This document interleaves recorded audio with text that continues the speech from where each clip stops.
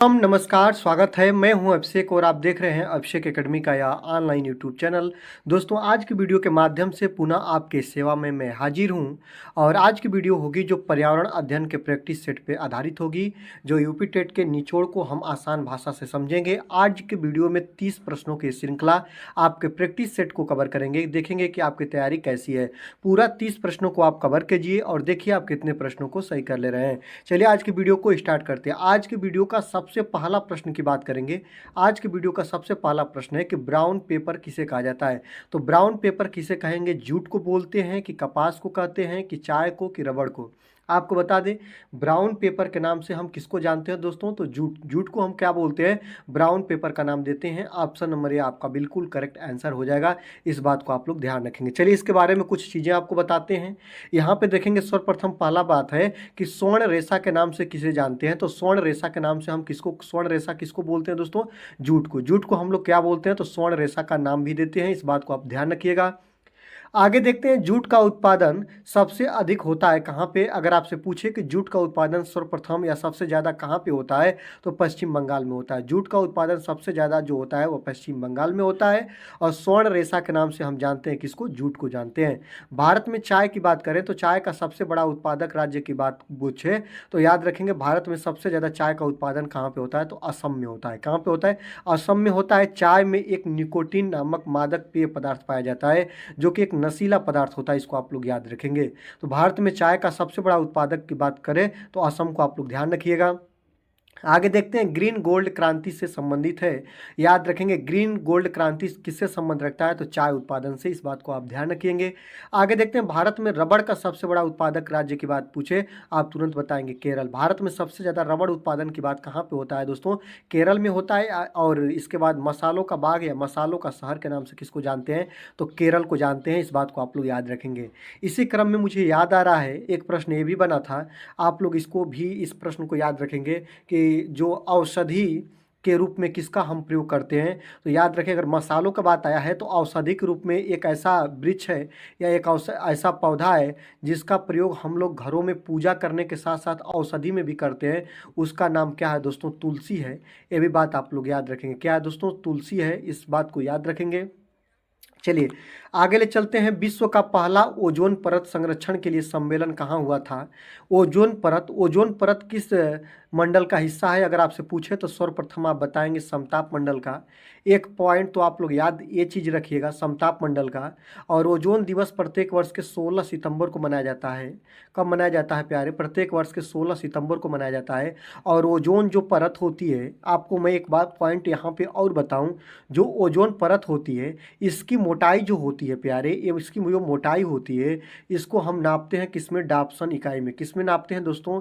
याद रखेंगे, इसकी जो मोटाई नापने का कार्य किया जाता है डाप्सन इकाई में किया जाता है। और विश्व का पहला ओजोन परत संरक्षण के लिए सम्मेलन कहाँ पे हुआ था? तो आपको पता होना चाहिए, यह सम्मेलन हुआ था वियना में। कहाँ पे दोस्तों? ऑस्ट्रिया के वियना में हुआ था। ऑप्शन नंबर बी आपका बिल्कुल सही हो जाएगा, ऑस्ट्रिया के वियना में हुआ था। इसको आप लोग याद रखेंगे। आगे देखते हैं, यहाँ पे कुछ पॉइंट हैं जिसको हम कवर करा दूं आपको, जो ये बहुत ज़्यादा पूछता है कि मॉन्ट्रियल प्रोटोकॉल किससे संबंध रखता है? तो जो आपका मॉन्ट्रियल प्रोटोकॉल होता है यह ओजोन परत के संरक्षण से संबंध रखता है। किससे दोस्तों? ओजोन परत के संरक्षण से संबंध रखता है मॉन्ट्रियल प्रोटोकॉल। ओजोन दिवस कब मनाया जाता है? प्रत्येक वर्ष के 16 सितंबर को मनाते हैं। और हवाई जहाज प्रायः किस परत में उड़ते हैं? तो हवाई जहाज उड़ने की जो आदर्श दशा पाई जाती है वो समताप मंडल होता है। ये बात को याद रखेंगे। ओजोन परत किस मंडल का हिस्सा है? तो वो भी समतापी मंडल का हिस्सा है। इसको भी आप ध्यान रखेंगे। अगला देखते हैं, मेघ गर्जन वायुमंडल के किस परत में होती है? तो वायुमंडल की सबसे निचली परत का नाम होता है क्षोभ मंडल। इसी में मेघ गर्जन, आपके जो जलवायु परिवर्तन, सब कुछ घटनाएं यहीं पे होती है। कुहरा आदि का जो भी समावेशन देखने को मिलता है वो क्षोभ मंडल में देखने को मिलता है। तो मेघ गर्जन वायुमंडल की किस परत में होती है? तो क्षोभ मंडल में, या पृथ्वी के पास की, या मंडल की सबसे निचली, वायुमंडल की सबसे निचली परत का क्या नाम होता है? अगर आपसे पूछे तुरंत बताएंगे क्षोभ मंडल। ये बात बात को याद रखेंगे। जो आपका तूफान हो गया, बिजली गरजना हो गया, ये सब चीज़ें कहाँ पे होती है? तो क्षोभ मंडल में होती है। आगे देखते हैं कौन सी गैस वायुमंडल में सर्वाधिक मात्रा में पाई जाती है। तो आपको पता होना चाहिए, जो अगर गैसों की बात पूछे दोस्तों, तो जो नाइट्रोजन गैस होती है ना, वायुमंडल में सर्वाधिक मात्रा में 78% पाई जाती है। जो ऑक्सीजन होती है वह 20.95% या इसको 21% हम लोग देखते हैं। जो आर्गन होती है वह 0.93% पाई जाती है। जो आपकी कार्बन डाइऑक्साइड गैस होती है वह 0.034% पाई जाती है। यह जो होती है वायुमंडल में गैसों का समावेशन होता है। सर्वाधिक मात्रा में पूछे तो आप तुरंत जाएंगे किसके साथ? नाइट्रोजन के साथ। इस बात को आप लोग याद रखेंगे। यहीं पे अगर गैस की बात मैं और भी बताऊं दोस्तों, तो आपको पता होना चाहिए कि जो गैसों में सबसे मुख्य गैसों का रूप होता है ना, ये आप लोगों को पता है ना, सीएनजी से बहुत ज़्यादा पूछता है। कंप्रेस्ड नेचुरल गैस इसका फुल फॉर्म होता है। वाहनी ईंधन इसे बोलते हैं। एलपीजी का फुल फॉर्म पूछता है। लिक्विफाइड पेट्रोलियम गैस बहुत ज़्यादा पूछता है। इसका प्रयोग हम लोग घरों में रसोई बनाने के लिए करते हैं। ये बात को आप लोग याद रखेंगे। आपको मैं एक और बता दूं दोस्तों, मिथाइल आइसोसाइनाइड बहुत बार पूछा है। मिथाइल आइसोसाइनाइड भोपाल गैस त्रासदी में किस गैस का रिसाव हुआ था? तो मिथाइल आइसोसाइनाइड का हुआ था। एमआईसी से इसको याद रखते हैं। कब हुआ था? तो आपको पता होना चाहिए 1984 में। कब दोस्तों? तो 3 दिसंबर 1984 को यह हुआ था। मिथाइल आइसोसाइनाइड गैस का रिसाव कहाँ पे हुआ था? तो मध्य प्रदेश के भोपाल शहर में। कहाँ पे? एक फैक्ट्री में हुआ था।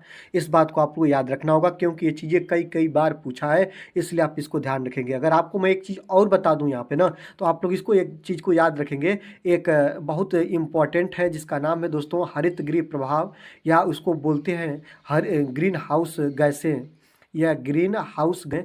ये मुख्य रूप से 4 गैसें होती है। बहुत महत्वपूर्ण होता है। अगर आप नहीं जानते हैं तो जान जाइए। CO2 होता है, सेकेंड नंबर पे आपका N2O होता है, थर्ड नंबर पे CFC होता है, और इसके बाद मेथिन CH4 होता है। मुख्य रूप से ये गैसें होती हैं, यही ग्रीन हाउस गैसें कहलाती हैं। ग्लोबल वार्मिंग के लिए उत्तरदायी होती हैं। इनको तो आपको याद ही रखना होगा। चलिए 3 नंबर क्वेश्चन की बात करते हैं। 3 नंबर कह रहा है कि रुधिर दाब मापने के लिए किसका प्रयोग किया जाता है? रुधिर दाब को मापने के लिए किस यंत्र का प्रयोग करते हैं? जो रुधिर दाब को नापते हैं, ब्लड प्रेशर को नापते हैं। ब्लड प्रेशर को किससे नापते हैं? तो ब्लड प्रेशर का मापन स्फेग्नोमीटर से करते हैं। कैसे करते हैं दोस्तों? स्फेग्नोमीटर से। ऑप्शन नंबर डी आपका बिल्कुल बिल्कुल करेक्ट आंसर हो जाएगा। इसको आप लोग याद रखेंगे। सिस्मोग्राफ की बात पूछे तो सिस्मोग्राफ से क्या नापते हैं? सिस्मोग्राफ से भूकंप की तीव्रता नापते हैं। अगर आपसे पूछे कि भूकंप की तीव्रता का मापन कैसे करते हैं, तो तुरंत आप याद रखेंगे सिस्मोग्राफ से करते हैं। बैरोमीटर पूछे तो बैरोमीटर से वायुमंडल की दाब को नापते हैं। वायुमंडलीय दबाव को मापने का काम किससे करते हैं दोस्तों? तो जो वायुमंडलीय दबाव होता है इसको हम बैरोमीटर से नापते हैं। और इसके बाद आपका है स्टेथोस्कोप। जो आपका स्टेथोस्कोप होता है, रक्त संचार की दशा का परीक्षण करने का यह उपकरण होता है। रक्त संचार की दशा का परीक्षण करने का यह उपकरण होता है, जिसको आप लोग बोलते हो स्टेथोस्कोप। ये बातों को याद रखेंगे। चलिए आगे देखते हैं, किस राष्ट्रीय उद्यान को पक्षियों का स्वर्ग कहा जाता है? अगर आपसे कहीं पूछे कि किस राष्ट्रीय उद्यान को पक्षियों का स्वर्ग कहा जाता है, तो पक्षियों का स्वर्ग कहे जाने वाला उस राष्ट्रीय उद्यान का नाम है दोस्तों केवलादेव। याद रखेंगे, केवलादेव घना राष्ट्रीय उद्यान। कहाँ पे है दोस्तों? राजस्थान के भरतपुर में। कहाँ पे? आप लोगों को याद रखना होगा, राजस्थान के भरतपुर में है केवलादेव राष्ट्रीय उद्यान, जिसको हम लोग क्या बोलते हैं दोस्तों? तो इसको हम लोग बोलते हैं पक्षियों का स्वर्ग। क्या बोलते हैं दोस्तों? पक्षियों का स्वर्ग बोलते हैं। इस बात को आपको बिल्कुल ध्यान देना होगा। अगर आपसे कहीं पूछे कि जिम कॉर्बेट राष्ट्रीय उद्यान कहाँ पे है, तुरंत आप बताएंगे जिम कॉर्बेट राष्ट्रीय उद्यान कहाँ पे है? तो उत्तराखंड में। कहाँ पे है दोस्तों? उत्तराखंड में है। अगर आपसे कहीं पूछे कि नंदा देवी राष्ट्रीय उद्यान कहाँ है, तुरंत बताएंगे ये भी कहाँ पे? अरे तो उत्तराखंड में। बहुत ज़्यादा पूछता है नंदा देवी राष्ट्रीय उद्यान, जिम कॉर्बेट राष्ट्रीय उद्यान। इसके बाद गोविंद राष्ट्रीय उद्यान भी पूछे तो तुरंत आप याद रखेंगे गोविंद राष्ट्रीय उद्यान। ये कहाँ पे है दोस्तों? तो ये भी आपका उत्तराखंड में है। आप फूलों की घाटी राष्ट्रीय उद्यान कहाँ है? फूलों की घाटी। तो फूलों की घाटी भी कहाँ पे है दोस्तों? यहीं पे है। ये बातों को आप लोग याद रखिएगा। चलिए आगे ले चलते हैं। ओणम किस राज्य का प्रमुख त्यौहार है? अगर आपसे पूछे ओणम के बारे में कि ओणम किस राज्य का जो प्रमुख त्यौहार है, आप क्या बताएंगे? तो ओणम जो है ना, वह केरल। कहाँ का दोस्तों? केरल का। केरल राज्य का प्रमुख त्यौहार है ओणम। इस बात को याद रखेंगे। ऑप्शन नंबर बी आपका बिल्कुल सही आंसर हो जाएगा। पश्चिम बंगाल की बात करें तो पश्चिम बंगाल में दुर्गा पूजा बहुत चर्चा से होता है, बहुत धूमधाम से मनाया जाता है। दुर्गा पूजा कहाँ पे होता है? तो पश्चिम बंगाल में। अगर कर्नाटक की बात करें तो दोस्तों याद रखेंगे कर्नाटक का बहुत प्रसिद्ध आप लोगों का प्रमुख त्यौहार है यक्षगान, ये भी आप लोग याद रखेंगे। और तमिलनाडु की बात करें दोस्तों तो भरतनाट्यम, बहुत ज़्यादा पूछता है भरतनाट्यम कहाँ का प्रमुख त्यौहार है, तो याद रखेंगे यह भरतनाट्यम जो है ना तमिलनाडु का जो प्रमुख त्यौहार है, इसलिए इसको ध्यान रखिएगा। यक्षगान त्यौहार के बारे में बात करेंगे तो कर्नाटक का है, और केरल की बात करेंगे तो ओणम, और पश्चिम बंगाल की बात करेंगे दोस्तों यहाँ का जो त्यौहार प्रमुख त्यौहार की बात करें तो दुर्गा पूजा है। इस तरह चीज़ों को ध्यान रखेंगे। चलिए आगे देखते हैं, निम्नलिखित में से कौन सी झील कश्मीर में नहीं है। आपको यही बताना है कि इनमें से कौन सी जो झील है जो कश्मीर में नहीं है, आपको बताना है दोस्तों। तो आप क्या क्या बताएंगे? डल झील, ये भी कश्मीर में है। आपका लोनार झील, लोनार झील जो होती है ये महाराष्ट्र का हिस्सा है। कहाँ का है दोस्तों? ये जो लोनार झील है ये महाराष्ट्र में है। आपकी उलर झील, ये भी आपका जम्मू कश्मीर में है। गड़सर झील भी कहाँ पे दोस्तों? जम्मू कश्मीर में है।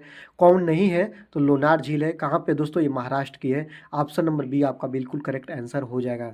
चलिए आगे देखते हैं, अगला है 7 नंबर की बात करेंगे। नदी द्वीप माजुली निम्नलिखित नदियों में किसमें स्थित है? तो नदी द्वीप माजुली जो है ना दोस्तों वह ब्रह्मपुत्र में स्थित है। कहाँ पे दोस्तों? ब्रह्मपुत्र नदी में स्थित है। ऑप्शन नंबर डी आपका बिल्कुल सही आंसर हो जाएगा। आगे देखते हैं, सौर मंडल के बाहर सिरियस नाम के चमकीले तारे को यह भी कहते हैं, किस नाम से जानते हैं यही बताना है दोस्तों। तो आप लोग ध्यान रखेंगे, जो आपका सौर मंडल है ना दोस्तों, याद रखेंगे सौर मंडल की खोज किसने किया था। आप लोगों को एक बात याद रखना होगा, तो जो सौर मंडल की खोज की बात करें तो कापरनिकस कौन किए थे दोस्तों? तो याद रखेंगे कापरनिकस के द्वारा सौर मंडल की खोज की गई थी। और सौर मंडल का जो मुखिया होता है उसे हम क्या बोलते हैं? सौर मंडल के मुखिया को सूर्य बोलते हैं। सूर्य क्या है दोस्तों? तो यह गैसों का गोला है जिसमें हाइड्रोजन और हीलियम गैस के नाभिक की संलयन के द्वारा ऊर्जा निकलती है। हाइड्रोजन कितने परसेंट? तो 71%, और हीलियम आपका 29% मिलकर ऊर्जा का निर्मुक्त करते हैं। और यही होता है सूर्य, और सूर्य के चारों ओर ग्रह और ग्रह के चारों ओर उपग्रह गति करते रहते हैं। तो सौर मंडल के बाहर सीरियस नाम के चमकीले तारे को हम किस नाम से जानते हैं? तो इस चमकीले तारे को हम डार्क स्टार बोलते हैं। क्या बोलते हैं दोस्तों? तो इसको हम डार्क स्टार के नाम से जानते हैं। ऑप्शन नंबर ए आपका बिल्कुल सही आंसर हो जाएगा। आगे देखते हैं, 9 नंबर की बात करेंगे। 9 नंबर कह रहा है मीठे पानी की सबसे बड़ी झील कहाँ है? याद रखेंगे, मीठे पानी की सबसे बड़ी झील का नाम बताइए। सबसे पहले मैं बता दूं, मीठे पानी की सबसे बड़ी झील जो है ना वो जम्मू कश्मीर में है, और उस झील का नाम है उलर झील। क्या है दोस्तों? वूलर झील। ऑप्शन नंबर डी आपका बिल्कुल सही आंसर हो जाएगा। आगे देखते हैं, किस राज्य की मुख्य भाषा खासी है? अगर आपसे पूछे कि किस राज्य की मुख्य भाषा खासी है, आप क्या बताएंगे? मेघालय की। कहाँ की दोस्तों? मेघालय की जो मुख्य भाषा है ना वो खासी है। आगे देखते हैं, किस एक संस्कृति ने अपने मृद भांडों को सर्वप्रथम चित्रित किया? तो जो याद रखेंगे, एक संस्कृति है जिस संस्कृति का नाम क्या है दोस्तों, और वह कब की संस्कृति थी जिसने अपने मृद भांडों को सर्वप्रथम चित्रित किया था? तो वो संस्कृति का नाम है लौह युगीन संस्कृति। याद रखेंगे लौह युग। ऑप्शन नंबर डी आपका बिल्कुल सही आंसर हो जाएगा। निम्नलिखित में से कौन सी ग्रंथि जो वृद्धा अवस्था में लुप्त हो जाती है? आपको यही बताना है कि जो कौन सी ऐसी ग्रंथि है जो वृद्धा अवस्था आते आते लुप्त हो जाती है। तो उस ग्रंथि का नाम पीयूष है कि थायराइड है, कि आपका पैराथायराइड है कि थाइमस है? तो याद रखेंगे थाइमस है। थाइमस ऐसी ग्रंथि है जो वृद्धा अवस्था आते आते लुप्त हो जाती है। ऑप्शन नंबर डी आपका बिल्कुल सही आंसर हो जाएगा। 13 नंबर की बात करेंगे, किस राज्य में राष्ट्रीय उद्यान वैली ऑफ फ्लावर्स स्थित है? आपको मैंने बार बार बताया दोस्तों, फूलों की घाटी वैली ऑफ फ्लावर इसी को बोलते हैं, और ये कहाँ पे है दोस्तों? तो उत्तराखंड में है। ऑप्शन नंबर ये आपका बिल्कुल सही आंसर हो जाएगा। इस चीज़ों को आपको ध्यान रखना होगा। चलिए आगे चलते हैं दोस्तों, विटामिन ई का महत्वपूर्ण स्रोत निम्नलिखित में से कौन है? आपको बताना है कि विटामिन ई का जो महत्वपूर्ण स्रोत के बारे में बात करेंगे दोस्तों, तो जो विटामिन ई का महत्वपूर्ण स्रोत होता है ना, ये गेहूँ आदि से विटामिन ई बहुत ज़्यादा मात्रा में मिलता है। तो ताड़ का तेल नहीं होगा दोस्तों, नारियल का तेल नहीं होगा, और गेहूं अंकुर का तेल, राई का तेल। तो आपको बता दूं दोस्तों, विटामिन ई का महत्वपूर्ण स्रोत जो होता है ना, गेहूं अंकुर का तेल होता है। ऑप्शन नंबर सी आपका बिल्कुल सही आंसर हो जाएगा। आगे देखते हैं, मानव शरीर में रक्तचाप नियंत्रित होता है। तो मानव शरीर में जो रक्तचाप होता है वह किसके माध्यम से नियंत्रित किया जाता है? जो पित्त पिंड होता है इससे होता है दोस्तों, कि थाइमस से होता है, कि थायराइड ग्रंथि से होता है, कि अधिवृक्क से होता है? तो मानव शरीर में जो रक्तचाप नियंत्रित होता है वह अधिवृक्क से होता है। ऑप्शन नंबर ये आपका बिल्कुल सही आंसर हो जाएगा। आगे देखते हैं, 16 नंबर की बात करेंगे। निम्नलिखित में से किस राज्य का राजकीय वृक्ष बादाम है? अगर बात करेंगे राजकीय वृक्ष बादाम किस राज्य का है, तो आप लोगों को बताना होगा दोस्तों कि जो करेक्ट आंसर इसका हो जाएगा जम्मू कश्मीर। क्या है दोस्तों? जम्मू कश्मीर राज्य का जो राजकीय वृक्ष है वह बादाम है। ऑप्शन नंबर सी आपका बिल्कुल सही आंसर हो जाएगा। 17 नंबर की बात करेंगे दोस्तों कि आपका एलिफेंट फॉल्स किस राज्य में स्थित है? तो एलिफेंट फॉल्स कहाँ पे है दोस्तों? तो आपको पता होना चाहिए कि मेघालय राज्य में। कहाँ पे दोस्तों? मेघालय राज्य में है आपका एलिफेंट फॉल्स। आगे देखते हैं, भारत के झंडे में चरखा किस आंदोलन के दौरान दिखाया गया था? तो भारत के झंडे में जो चरखा है ना दोस्तों, वह किस आंदोलन के दौरान दिखाया गया था आपको बताना होगा। तो चंपारण आंदोलन के दौरान, कि खेड़ा आंदोलन के दौरान, कि आपका खिलाफत आंदोलन के दौरान, कि आपका असहयोग आंदोलन के दौरान। तो आपको क्या सही हो जाएगा? असहयोग आंदोलन के दौरान जो दर्शाया गया था भारत के झंडे में चरखा का जो निशान था या चिन्ह था। ऑप्शन नंबर डी आपका बिल्कुल सही आंसर हो जाएगा। आगे देखते हैं, भारत में अमर्त्य सेन कौन थे? तो भारत में जो अमर्त्य सेन थे वह भारतीय बिजनेसमैन थे, कि भारतीय अर्थशास्त्री थे, कि भारतीय वैज्ञानिक थे, कि इनमें से कोई नहीं? आपको बता दूं, बहुत महत्वपूर्ण प्रश्न है कि जो अमर्त्य सेन है ना वह भारतीय अर्थशास्त्री थे। बहुत बहुत वेरी वेरी इंपॉर्टेंट है, आपको याद रखना होगा। बहुत बार ये प्रश्न रिपीट हुआ है कहीं ना कहीं पे। भारत में अमर्त्य सेन को एक अर्थशास्त्री के रूप में हम जानते हैं। ऑप्शन नंबर बी आपका बिल्कुल सही आंसर हो जाएगा। आगे देखते हैं, 20 नंबर की बात करेंगे। बच्चों में अंगों की अस्थियां मुड़ जाती है तो किस विटामिन की कमी से होती है? ऐसा आप लोगों को बता दूं दोस्तों, तो जो आपका विटामिन डी हो गया ना, विटामिन डी की कमी से अस्थियां कमजोर हो जाती हैं या मुड़ जाती हैं। विटामिन ए नहीं होगा, विटामिन बी1 नहीं होगा, विटामिन डी होगा। विटामिन डी की कमी से जो अस्थियां होती हैं वो मुड़ जाती हैं। ऑप्शन नंबर सी आपका बिल्कुल करेक्ट आंसर हो जाएगा। 21 नंबर की बात करेंगे, भारतीय शास्त्रीय नृत्य की सबसे प्राचीन शैली कौन सी है? तो भारतीय शास्त्रीय नृत्य की सबसे प्राचीन शैली जो है ना दोस्तों, वह भरतनाट्यम है। कहाँ पे स्थित इसकी उत्पत्ति हुई थी? तो आपको पता होना चाहिए तमिलनाडु से। कहाँ से हुई थी? तमिलनाडु राज्य से हुई थी। और भारतीय शास्त्रीय नृत्य की सबसे प्राचीन शैली जो है भरतनाट्यम है। इसकी उत्पत्ति तमिलनाडु से हुई थी। ऑप्शन नंबर सी आपका बिल्कुल सही आंसर हो जाएगा। 22 नंबर की बात करते हैं दोस्तों कि निम्नलिखित में से किसको अंतःस्रावी तंत्र का पीसमेकर कहा जाता है? तो अंतःस्रावी तंत्र का पीसमेकर थायरोक्सिन को कहा जाता है। किसको कहा जाता है प्यारे? थायरोक्सिन को कहा जाता है। ऑप्शन नंबर ए आपका बिल्कुल सही आंसर हो जाएगा। आगे देखते हैं, 23 नंबर की बात करेंगे, भारतीय गैंडे कहाँ पाए जाते हैं? भारतीय गैंडे की बात करें तो आपको पता होना चाहिए दोस्तों, जो भारतीय गैंडे हैं वह कार्बेट राष्ट्रीय उद्यान में पाए जाते हैं, कि काजीरंगा राष्ट्रीय उद्यान में पाए जाते हैं, कि कान्हा राष्ट्रीय उद्यान में पाए जाते हैं, कि गिर वन अभ्यारण्य में पाए जाते हैं। गिर वन अभ्यारण्य पूछता है कहाँ पे है दोस्तों? एशियाई शेरों के लिए प्रसिद्ध है। कहाँ पे है दोस्तों? गुजरात में। कान्हा राष्ट्रीय उद्यान कहाँ है दोस्तों? मध्य प्रदेश में। कहाँ पे दोस्तों? मध्य प्रदेश में। काजीरंगा अभ्यारण्य और कार्बेट, जिम कार्बेट इसका पूरा नाम है, तो जिम कार्बेट राष्ट्रीय उद्यान कहाँ पे दोस्तों? उत्तराखंड में है। ये भी बात आप लोग याद रखेंगे। और काजीरंगा राष्ट्रीय उद्यान ये दोस्तों असम में है। एक सिंह के गैंडे के लिए प्रसिद्ध है। ऑप्शन नंबर बी आपका बिल्कुल सही हो जाएगा। भारतीय गैंडे कहाँ पाए जाते हैं या एक सिंह के गैंडे के लिए? तो काजीरंगा राष्ट्रीय अभ्यारण्य जो कहाँ पे है दोस्तों? असम में भी पूछता है, इसको याद रखेंगे। चलिए 24 नंबर की बात करते हैं। उत्तरी भारत में बहने वाली जो सतलुज नदी को किस नाम से जानते हैं? तो जो उत्तरी भारत में बहने वाली सतलुज नदी है ना, इसको दोस्तों हम सतश्री के नाम से जानते हैं। किसके नाम से? सतश्री के नाम से जानते हैं। ऑप्शन नंबर ए आपका बिल्कुल सही आंसर हो जाएगा। भारत का सबसे ऊंचा बांध टिहरी बांध है, किस नदी पर बना है? आपको पता होना चाहिए। जो भारत का सबसे ऊंचा बांध जो टिहरी बांध के नाम से हम जानते हैं, एक प्रश्न तो ये भी बन जाएगा आपका कि भारत का सबसे ऊंचा बांध कौन है? तो टिहरी बांध है। और किस नदी पर बना है? तो आपका इस नदी का नाम है भागीरथी नदी। क्या है प्यारे? भागीरथी नाम है। ऑप्शन नंबर डी आपका बिल्कुल सही आंसर हो जाएगा। आपको बता दूं, बहुत ज़्यादा एक और बांध के बारे में पूछता है जिसका नाम है हीराकुंड बांध। क्या है दोस्तों? आप लोगों को याद रखना होगा हीराकुंड बांध। हीराकुंड बांध कहाँ पे है? किस राज्य में है? आपको पता होना चाहिए। यह उड़ीसा राज्य में है। और किस नदी पे हीराकुंड बांध बना है अगर आपसे पूछे तो तुरंत बताइएगा दोस्तों, महानदी पे। किस नदी पे दोस्तों? महानदी पे। आप लोगों को इस चीज़ को याद रखना होगा। आगे देखते हैं, पीनियल ग्रंथि कहाँ स्थित है? आपके शरीर में जो पीनियल ग्रंथि होती है दोस्तों, वह कहाँ पे पाई जाती है या कहाँ पे स्थित होती है? तो मस्तिष्क में। कहाँ पे दोस्तों? इसका correct answer option number B आपका आपका सही हो जाएगा। जो पीनियल ग्रंथि होती है वह मस्तिष्क में स्थित है। ऑप्शन नंबर बी आपका बिल्कुल सही आंसर हो जाएगा। आगे देखते हैं, भारतीय मरुस्थल को कहते हैं, भारतीय मरुस्थल को किस नाम से जानते हैं? आपको पता होना चाहिए। जो भारतीय मरुस्थल है इसको गोबी के नाम से, कि सहारा के नाम से, कि थार के नाम से, कि आपका आटाकामा के नाम से। तो आपको बता दूं, भारतीय मरुस्थल को हम किस नाम से जानते हैं? तो थार का मरुस्थल के नाम से जानते हैं। किसके नाम से दोस्तों? थार का मरुस्थल के नाम से जानते हैं। ऑप्शन नंबर सी आपका बिल्कुल सही हो जाएगा। सहारा का मरुस्थल पूछता है तो यह उत्तरी अफ्रीका का मरुस्थल कहलाता है, याद रखेंगे। जो आपका सहारा का मरुस्थल है इसको हम लोग उत्तरी अफ्रीका का मरुस्थल बोलते हैं। और भारतीय मरुस्थल के नाम से हम किसको जानते हैं? तो थार के मरुस्थल को जानते हैं, इसको ध्यान रखना होगा।